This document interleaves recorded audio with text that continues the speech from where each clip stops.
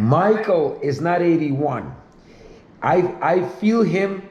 He'll be 81 on Saturday, honey.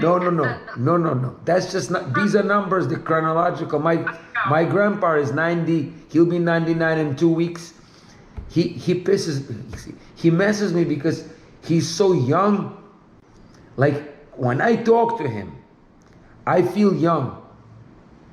That's so cool. When I talk to you, I feel young. I feel because you're. They call it a young. How do you call it? Young spirit or young heart? Yeah, Michael's like that. You're right. He is. Because he has no other way. Because he's with you. You give that to people, and just in general to be with someone like you gotta be young. So I understand in my mind that he's 81, but he doesn't act. When I say this because I don't know him, but I don't feel his being to be 80 at all, 81. That's why. You would not think he was that old. That's for sure. He's a kid. He's a kid. Yeah, he is a kid. I know. I can feel it. Even when you talk about him in some strange way, when you say Michael, I imagine a kid. Like it just pictures because of the way you speak about him. He is a kid, and he's really funny, and he's really smart, and he's fun. He's adorable. He is. Anyway, how are you? I'm great. I'm thinking about Michael. I'll be. Give me one second. Convince him, or just offer him, or propose. We can all talk, three of us. I have so many interesting ideas that I have been doing for me and for people. It's amazing. And cold plunge is just one, but there are other things that are just. Exercise-wise, there's yoga. I mean, you do yoga, and I can't do it really with my knees anymore. It's hard on my knees, but I did yoga for years. I did. But then there's some poses where you don't have to stress certain areas as much. I notice that when I do some of these things, and it gets, you see, it's and I know if you do this, if a person does it once. Every few days and then takes a week. Every day. Yeah. Every day. Better twice a day. I do things like I work out sometimes twice a day and not a lot. But it's consistency that does it. I do. I meditate every day and sometimes twice a day. This is one of the things I gotta do because I talk about it and I talk about it, but I don't do it because when I do it, it's difficult as 10 minutes. I can do 10 minutes. Yeah, okay, that's fine. But I usually do between 15 and a half hour. Sometimes I do more than that, but I talk about it and I don't do it because I'll do it and because it's really difficult. It is difficult. It is. It's absolutely difficult. It is. Because it's really not that difficult, and I know how to do it. And I think I'm okay in a way of, I've gotten to a point where I get it in a way of, I sit there, I know I'm not great at it because I'm still running around here, but at least I'm not involved. Well, that's the key. You're never going to stop all that. Right, you so from it and you observe it. I understand the concept, and not only I understand it, I understand, I feel it. And at times I get out of I get these episodes where they call them samadhi. In other words, there's a very pleasant moment where you become, it's like somewhat of a dream. And yet you're like, you catch that moment, you know what I mean? It's like you catch that beautiful moment of this euphoria, but it does. Being spiritually connected. It's only for however long it lasts. It doesn't last because because the ego comes back. The ego, I think. And I get don't want to meditate because the ego fights against meditation because meditation shrinks the ego. So my ego will sit there and say, you don't want to do this, you don't need to do this, it's a waste of time, you don't have time for this, you have more important things to do, blah, blah, blah, blah, blah. So, but I push through it and I do it anyway, and I feel better. It's funny. It's funny you say what your ego tells me. My ego tells me, okay, you got this. Now, let's do 10, because my thing is I'm very goal-oriented. So my goal is 10 minutes. So yeah, we're doing this. Right now, because I'm not timing it because my eyes are closed. So I'm saying to myself, well, it's around 4 to 5 minutes, we're doing good. I know what you mean. We're doing good. And now when we're done, we're gonna go. I'm gonna go do this and this, and I'll feel great because I would have done it already by then. Let me just sit through this. I'm doing great. Oh, now another minute passed, and I'm like doing good. That's funny. And then that's kind of how it goes. And then I get sometime like into some sort of like maybe some episode that happened the day before, my mother, and then that takes me there. I don't fight it, but then I come back into my okay. That's been another minute or two. That's as far. And it's funny how. And I'm thinking, okay. And sometimes when I feel like inspired, say, guess this. We're gonna beat the record today. We're gonna do 12. So let's just. And this is a whole thing. And I'm thinking I'm gonna beat the record. Then I time it, and the whole point is not to time it. And then I did it, and I write down my times. And once in a while, I have the experience where I don't think about how long it's been at all. It goes so deep that it's like 40 minutes goes by, and it was like a minute. I don't have that experience very often, but once in a while. This sounds scary because when you say I don't know how long it was, it scares me. Then I'm thinking, then if I don't know how long it was, then how do I know? How do I know? Well, I mean, I'm not aware of how long it was. No, but I need to compare this to my achievement. So if I don't know how long I did it, then what's the point? Then there's no point. That's funny. The whole point is to beat your record, right? Yes. It's all about my whole life revolves around competing. I am a very competitive person, and I have no one to in the last, maybe in these most recent decade or two. I don't have many people to compete with, so I compete with myself. And if I send you, I have dozens of pages of swimming records of me beating me, but not me. I got this. People think I'm crazy. This is before I got crazy, and people were already saying I'm crazy because I got this. I don't know if I ever told you. It's very elaborate. So I started it back in New York. I started swimming because I needed some aerobic activity running didn't do because I was straining my knees and my legs. So I started swimming, but it's boring, and I do 30-minute swim. Yeah. Well, let me tell you what I did. I created these like Olympic games in my mind, and I wrote them down. So Japan, Holland, Italy, France, and Spain, and Russia, and Brazil. Even now, like Japan is a famous because then I competed every day for a country. And it's a 30-minute swim, so it's a whole thing. And I write them down. And then it has to be the same pool, because if I change pools, well, then the whole thing gets off. So you're representing a different country every time you swim? Yes. And now you understand, it becomes a very historic thing because I've been doing it for years. And now I know, for example, Japan hasn't won in like 2 years. Or actually, Japan won a lot, and they're different strokes. So then it's complicated. Oh my God, that's amazing. I psych myself up so much because let's say Italy has a chance to beat Japan, and this is the only chance. It's been like 2 years that Italy hasn't gotten to a final. And I had friends of mine, 1 or 2, that kind of got into it. Oh, that's funny. And the guy He had a doctor, Indian. He's a very sports, big sports fan.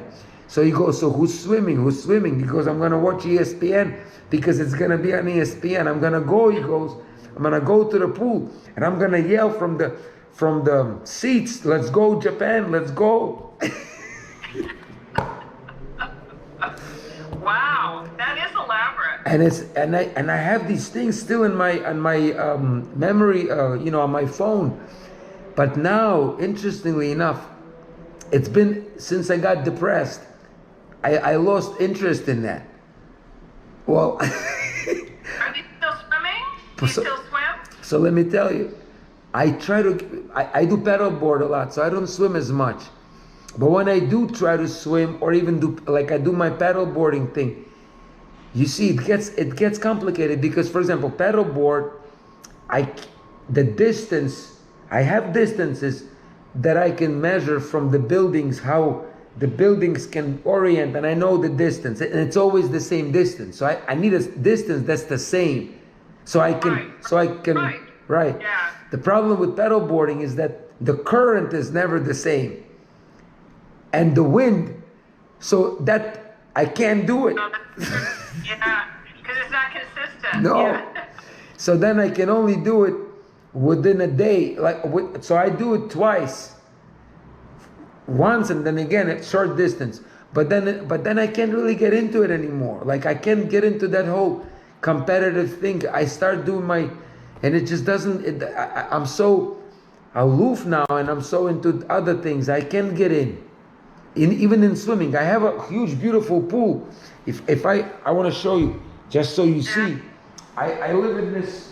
This is my little studio. I got a couple of pianos, and it's beautiful. I should have you up once for dinner. Look how beautiful this is. It's called Beach Club. It's Hollandale. This is Hollandale. Yeah, so I have these huge pools, jacuzzis, and I just can't really get into this whole swimming thing.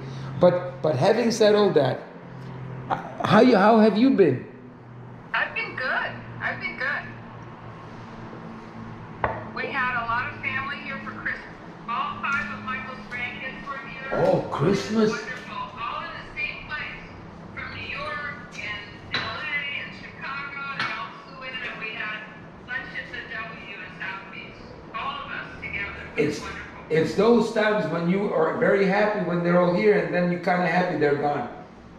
Yeah, they're wonderful though. I mean, the youngest is 12 and the oldest is 26, so that's a big range. And those are his grandkids. Those are his grandkids, yeah. The 2 oldest boys graduated from Yale. The next one is at Vanderbilt. You know, they're really, really smart and really high functioning. And they're all working for a private equities firm in Manhattan, making tons of money. But they're really, really, really nice kids. They're nice. You know, the more you telling me about them, I would like for you to consider this possibility. Adopt me. He has the best kids and grandkids. His 2 daughters are amazing. They really are. I didn't raise them. I want to be a part of this family. Look, I am productive. I can earn. I have good earning potential. I'm gonna marry a nice lady or 2, and then I'm gonna make you and him a few more grandkids. It'll be good. It'll be fun. His daughter graduated from Stanford. His other daughter graduated from Northwestern Law School. They're high functioning. So how many kids does he have? He has 2 daughters. Wow. And they live up north? They live in Los Angeles and Chicago. Wow. And so each of them is like probably around my age. Anna is 54. Yeah. And Kate is 49. You must be so close with them, huh? Yeah, and Kate is a screenwriter in Hollywood. She's won 2 Emmys, 3 Emmys. She won 3. Yeah. I gotta talk to you. See, I gotta talk to you about this. I'm looking. Now you remind me. I'm sorry to be so selfish. I'm looking for, one of the things I'm looking for is to get in touch with one of those producers writers for the reality TV shows that do those shows where they have people living somewhere in a bit of a not too much wilderness, not too much craziness, where they throw you. Yeah, no, not too much like that. Not to be thrown into a jungle and be bitten by mosquitoes all night. But just more of a relationship thing. So then I could be meeting women and other men. We'll discuss, because I have experience with relationships that are, it's pretty unusual. 20,000 women I have close encounters with. I document their lives. I can tell people how they look, the eyes, the whole thing. I mean, the movements, because I examine them. So, but that's on a psychological level. Maybe she knows somebody who is into. Just keep that in mind. Maybe you can ask her. She writes for animated films. Actually, she works for Disney Pixar. She writes teleplays for animation, children's shows. She wrote a couple of movies too. She wrote the screenplay for Legally Blonde 2. That was her. Wow, she's famous. That was her first original screenplay. So she's a famous person. Well, talented. Kind of, not really. The writers aren't famous, They're not the ones that become famous, but she's done well for herself. Huh? She's done well. And she's married? She's married. Wow. Her husband, you'll love this, he has a doctorate in neuroeconomics from Harvard. He runs the neuroeconomics department at Caltech. Hold on. True. All true. I never heard neuro what? Neuroeconomics. What is that? Neurologic study of the brain in decision making. And they use it for research on the way people make decisions about what to buy and who to vote for. Can you do me a favor, please? Can you somehow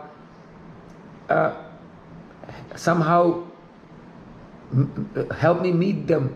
Just to talk. I need them both. They're incredible people. Because this guy, this gentleman is doing something that I'm going through. I got some neuro. I'm not even sure I understand what he does exactly. Well, let me tell you. Neuro, anything is what I'm dealing with. I'm having issues, as you know, with my neuroeconomics, neurobiology, neurophysiology. Because I don't understand what to do with this. Yeah. And I think, and I feel that I have this gift that I'm not utilizing as I should be. Because it's a tremendous gift. And I can't even say nothing about nothing. Because now my job is threatening to fire me again. They are? A little bit. But maybe why? because I talk too much. Oh, I'm sorry, but that's funny. Okay. But you're a really good doctor, so they're not going to fire you. Oh, because you see, it's been a challenge. So now there are a few, and I'm talking on the camera, and I love all these people. Now I gotta say the right thing. It's not their fault. And by the way, my channel has some stuff to do with it, because I tell people things a little deeper, why they have certain issues, breathing, sleeping, whatever. They can't sleep because they can't stop this. But they come to us because we are our pulmonary office. We deal with sleep apnea. Ain't no apnea. They can't sleep because the issues. Now I know, I've been there, and I had no apnea. I had problems. A guy calls me, just to give you an example, because I connect with 99% of people. I connect. And people understand. I'm not trying to, and I'm very gentle, because I am not in a realm of neuroeconomics. It's a pulmonary office, so they tell me do the albuterol. That's it. Don't do nothing stupid. So then The guy calls me because I give him all my cell phones, which is another thing that people don't understand. I said, that's normal. I'm their friend. You're not their friend, you're a doctor. I said, you can't heal someone unless you become open. So I opened my story. I used to. And now I stopped because I can get fired. They say, doctor. Well, you have stricter boundaries between you and the patient, I guess.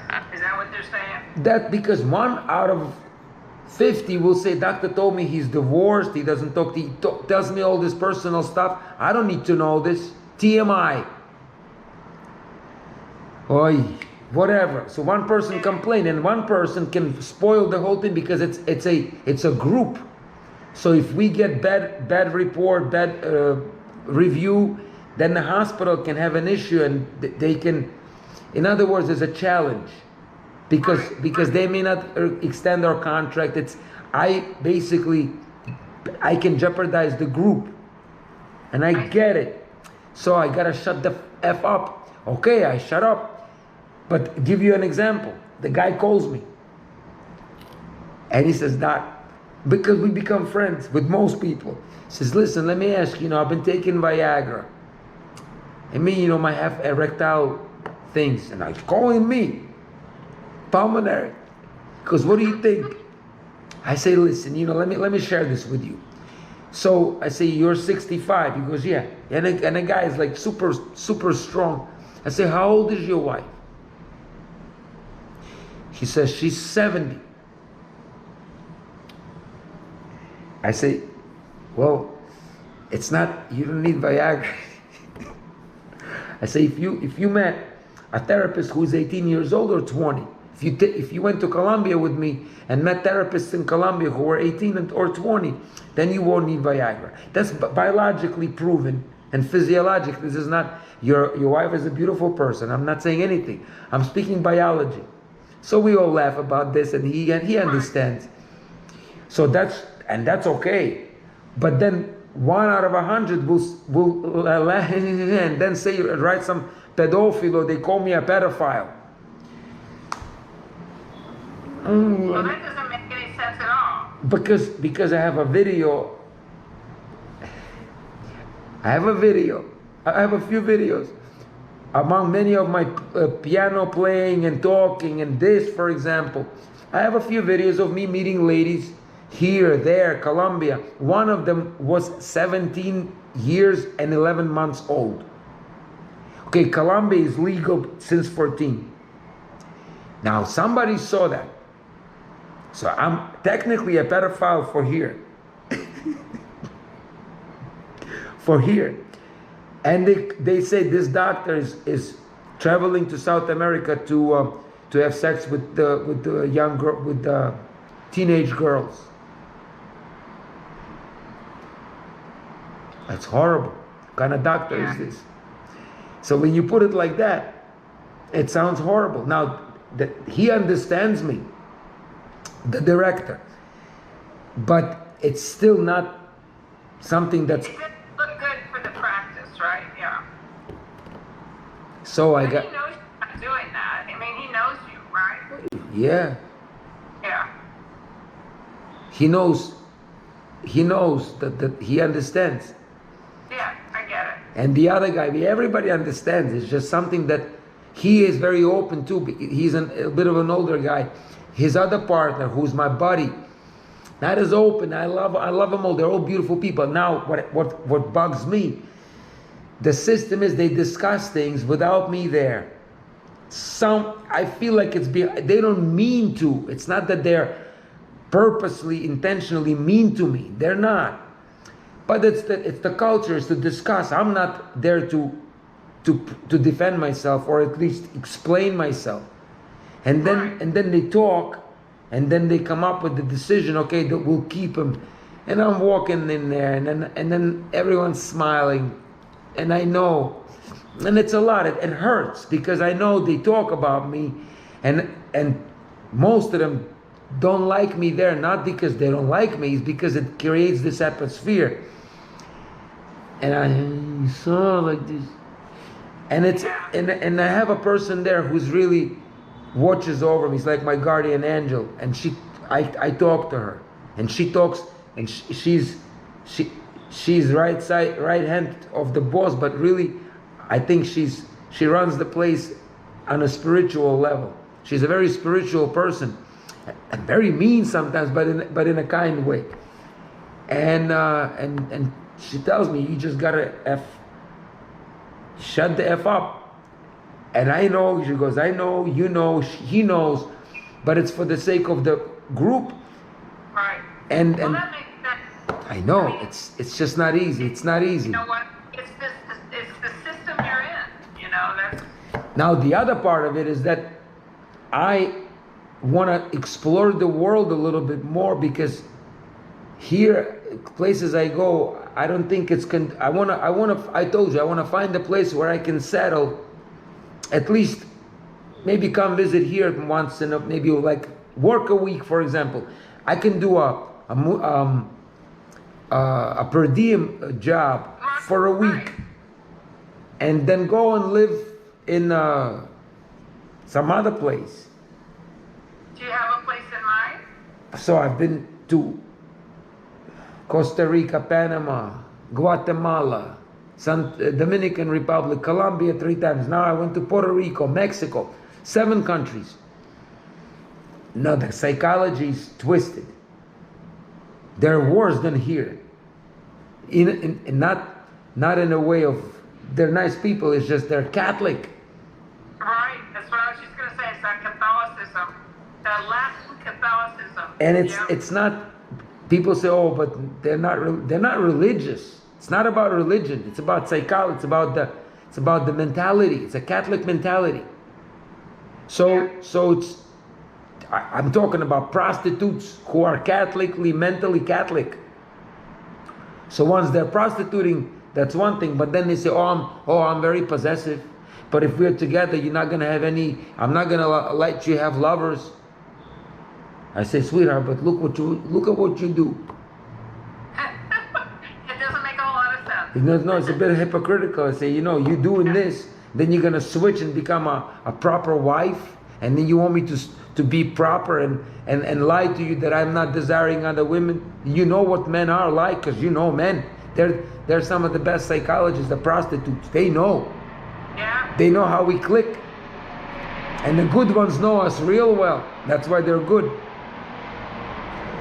So it's a bit of a hypocrisy.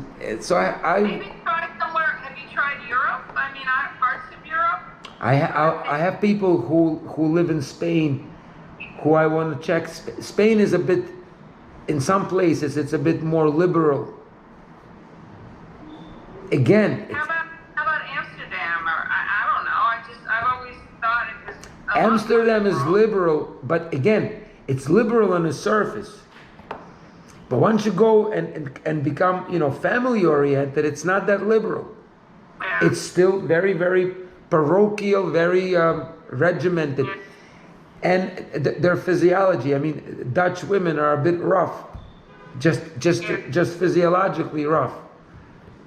How about Scandinavia somewhere? I don't know. Interesting. See, it's cold. Cold, yeah. Let me put the charger. Beautiful women, though.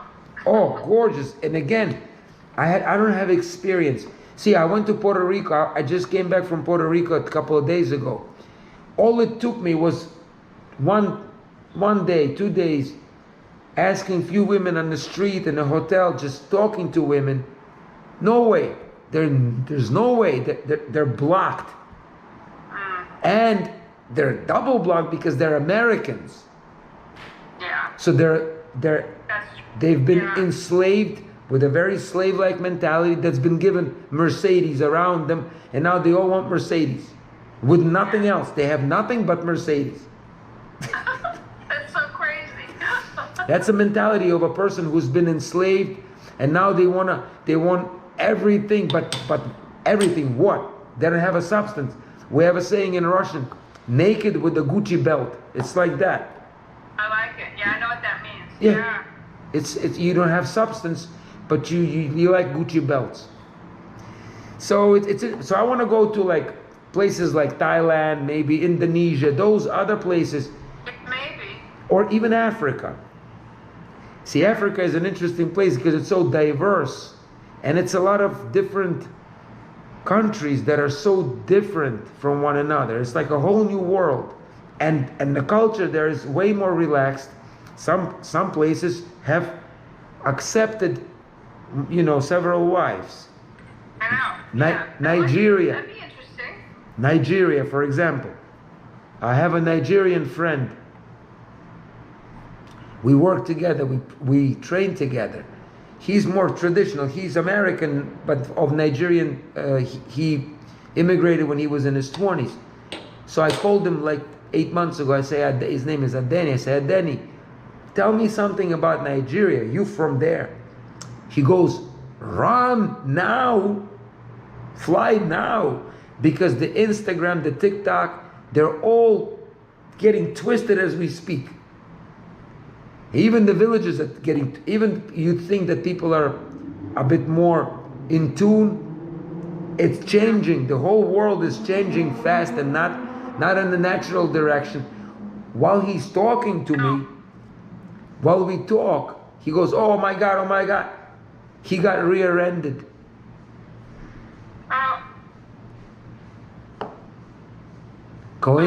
They say coincidence. Maybe not. Rear-ended while telling me all these things, opening up my eyes.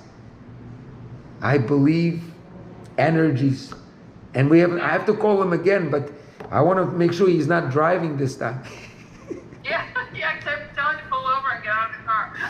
It's like these spirits. Sometimes the phones die. Sometimes something falls on someone. When I'm talking to them, they start having an inexplicable coughing spell, or something happens weird, or a cat breaks something. A lot of weirdness happens. I better be careful when I'm talking to you. I'm teasing you. And so let me ask you something else. So I called my brother when we talk about this. Okay. We had a bad text exchange, and he pissed me off, and I said, you know what?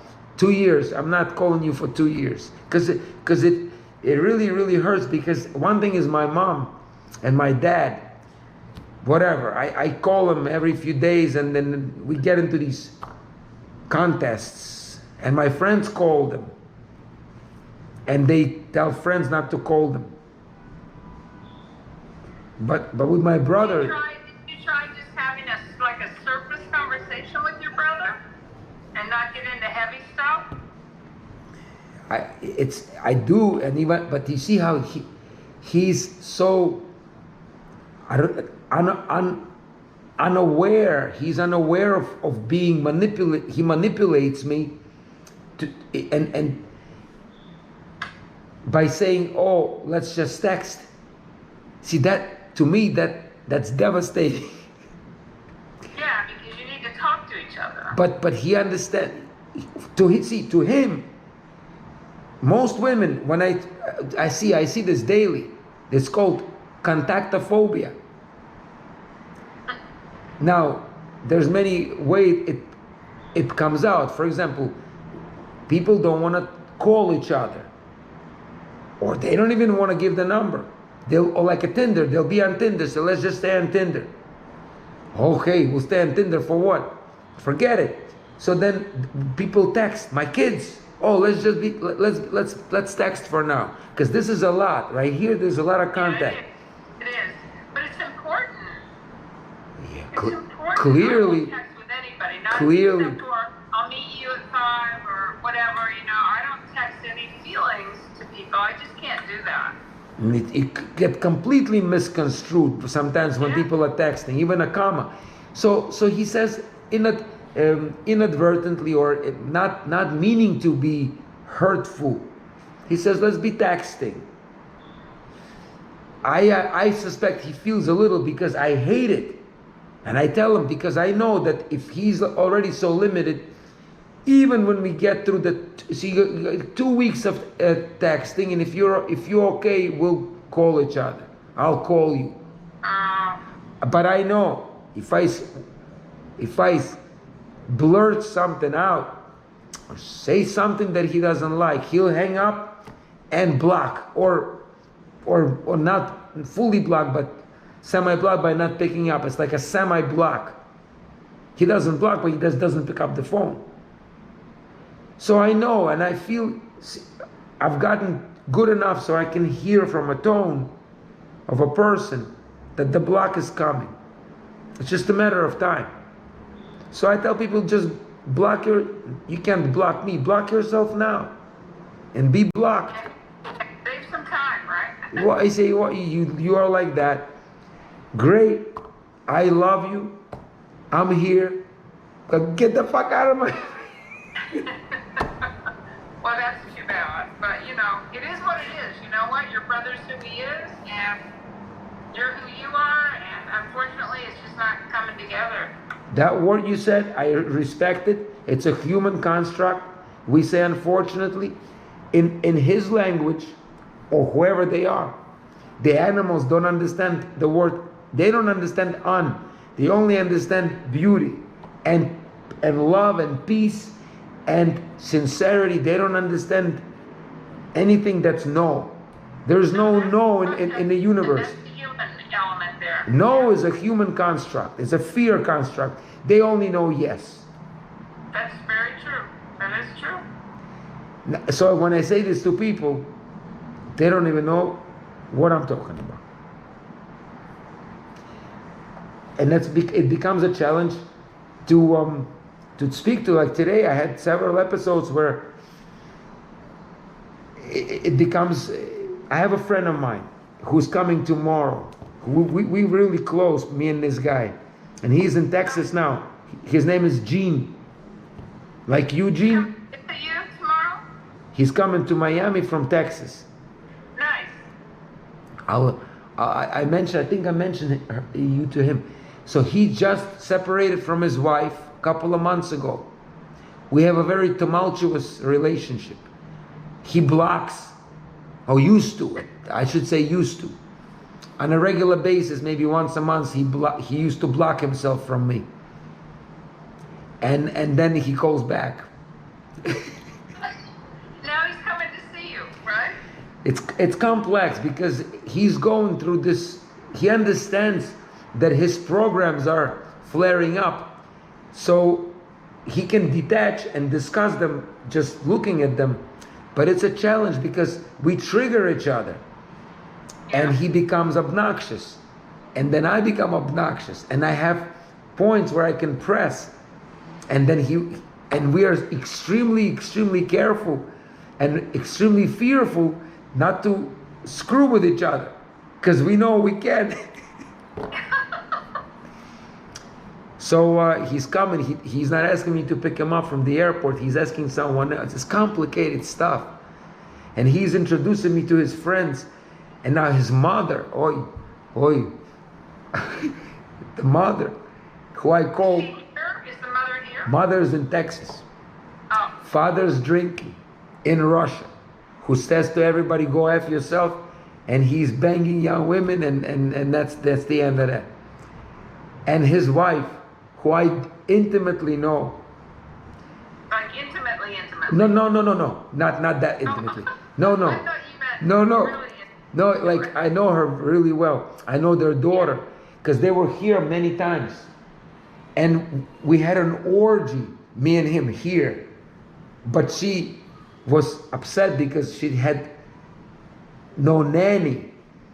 And the kid, she wanted to join us, but then the kid, she couldn't leave a kid because she had no nanny. She says, you bunch of asses, you do this and I can't even join you. We had 3 beautiful ladies here, and it was an interesting experience. Having said that, so they separated, and he's going through some challenging times. I remember this is a challenge. He's lonely, he's depressed, he wants sometimes to go back, and it's a dangerous situation in that way, vulnerable. Yeah. And it's I mean, I went back twice. You did? I didn't know that. Oh yeah, I went back twice. Each time I went back, first time that's what triggered my real horrible depression and suicidality, because then I really got stuck because I broke up with one lady, which made me go back just for one quick night. 3 years. That how do you call it, the woman's source of love, that the vagina. That's the word. Because it's from the word generate, you know. So I went back, and then I couldn't get out for 3 years, and I was suicidal. So then I went back again when she was already living with another person on and off, and I wanted to win her over again. And I tried, and she was with me for 3 days and with him for 3 days. I used to wake up and she wasn't there. That fueled me tremendously. Yeah. For 6 more months. And then I got out. Then I got a little bit bipolar, little manic, hypomanic. And that energy is what I needed to get out. Like the spaceship gets out of the atmosphere, that's what keeps me going. So now I speak to his mother, and I spoke to the wife, and so we speak to, it's very close. So he's coming tomorrow. That should be interesting. Yeah, I wish you meet the guy, because he's out there too. He's searching for things, and he's super open to a point of crying even sometimes. Yeah. And he's a very manly. This is a guy who can, if he wanted, he probably could. He could assassinate me, kill me, because he's fearless when it comes to a physical fight.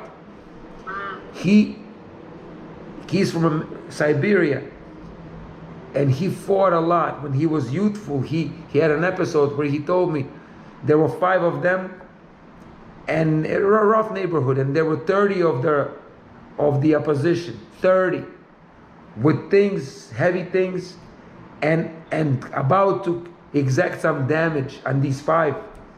So he came out and told the 30 people, he goes, listen, you can kick our asses, you can kill us, and then what?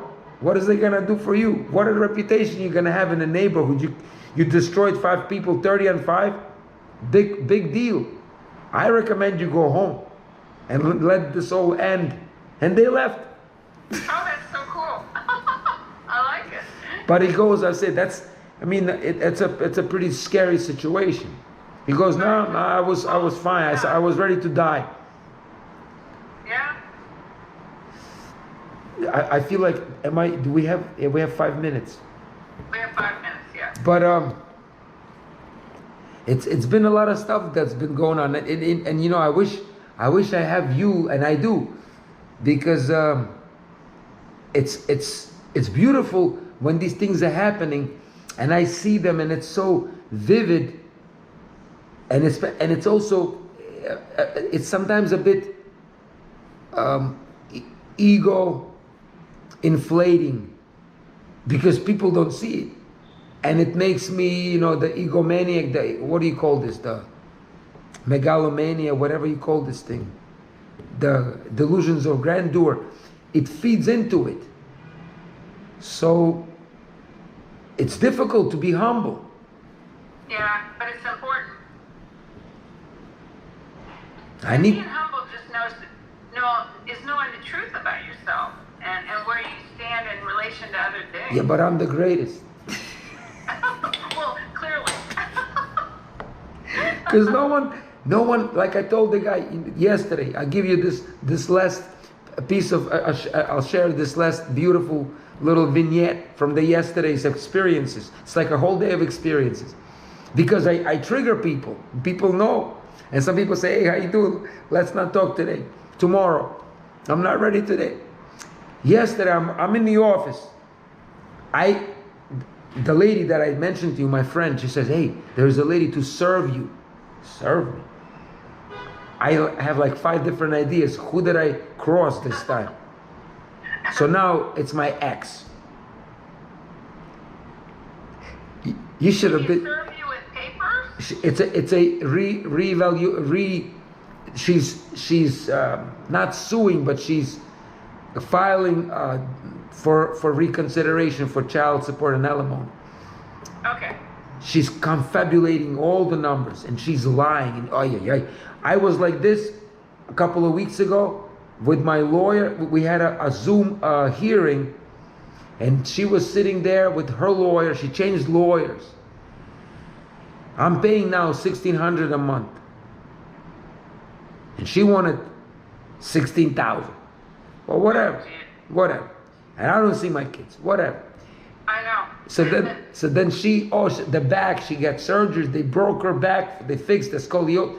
She's sitting there making all this beautiful scenery, and I'm sitting like this. This is two different stories. I'm telling you how this whole thing went. So I'm sitting like this, and I'm mute.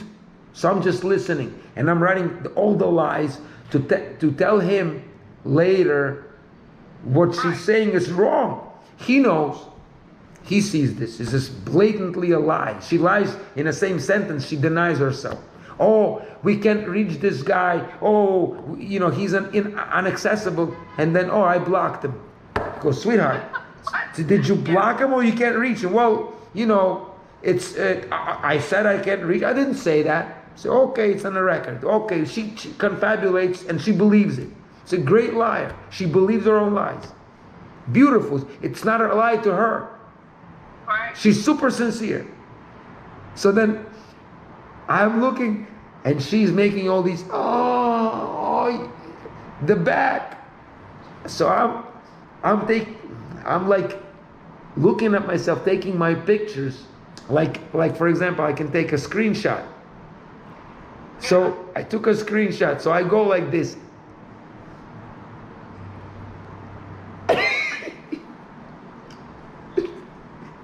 I didn't realize they see me.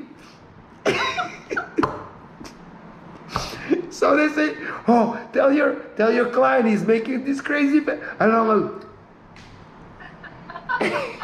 Jeez, that's funny. I'm just making faces. By the way, it's very good for facial exercise. I do a lot of this stuff. And then they cracked me up. I couldn't stop laughing. And they say, now he's laughing. Look, he's laughing. I didn't mean to. I'm like, I'm sorry. I'm feeling silly. So I blocked. I turned off the camera. Right. But that was I couldn't stop laughing. I wish I couldn't record it. Having said that, yesterday she served me. Whatever. But specifically to fuck with me. Like, she didn't have to do it like that. But I know. I love it. Yeah, keep going. I've been there. I've been served before. Now, my office is like, what's going on? I said, this is normal bitch behavior. That's okay. Then the lady, apparently her husband who drove her is downstairs, and he's a guru. So me and him talk. So then he starts teaching me, and he's a great guy. He says, I said, look, I have a lot of hate. I love hate. I am going to be this new guru that's a hate guru, that's going to expose hate, let people, let it go. So you can't let it go. It's in your chromosomes. It's unletgoable. It's there. Love it. Open it. Oh, that's a new philosophy. It's a new philosophy. I say, that's not new. It's inside of you. So I say, you hate your mother. Me? No. I say, watch. She put you on a potty when you were 6 months, and you were all uncomfortable, and you were not happy because you had to defecate when you didn't want to in front of everyone. So now you still store that inside. Whatever. So it was an interesting experience. Anyhow, I don't want to hold you too long. When do I see you in a month? Yes, you will. You will. Do me a favor. Take a day. By the way, did you get my appreciation? I did get What? your appreciation payment. Thank you. I did. I really appreciate it. I do. But that's because you spoke to my brother. That's just that's legit. I know, but you didn't have to, and I do really appreciate it. But I did. You want to do? I was debating it. Yeah. Should I not? February 15th. That's a Wednesday. Let me just check. I mean, check your schedule. You're such a sweetheart. Hold on a second. 1 second. February 15th. Let me see.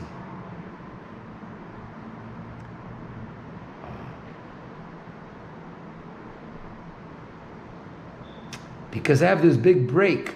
When else can we do this? What about the week after? We can do it the week after. Absolutely. Like, look, I got these huge breaks. How about, you know what? How about the 20th? Okay. What time? Same, around same time. Is this good for you? 3 o'clock. Yeah. You got it. 3 o'clock on Monday the 20th. But you're gonna send me like a reminder, right? Of course. Of course. Just in case. There's only one thing that can happen. If I, all of a sudden, because on a whim I may decide to go, but that's that's not a usual thing. And then I could be, Just let me know. yeah. I'm gonna put that so I remember. Wanted to ask, but anyway, if you can ask that couple if I can consult with them, just a friendly 5-minute conversation, because they both have expertise in areas where I have a lot of interest in different areas. So interesting. Anyway, God bless. Take care. Take care of yourself. I love you. I love you. Bye-bye. Bye. Нормально? Почему так не может быть со всеми? Ну, некоторые вещи, может, я там что-то не скажу. Но я не хочу так, тоже чуть-чуть. Зачем? Ей она такая женщина хорошая. Это моя психолог. Я ж больной. На гитаре струн нету, блин. А сегодня поставлю струн. Ладно, на канале.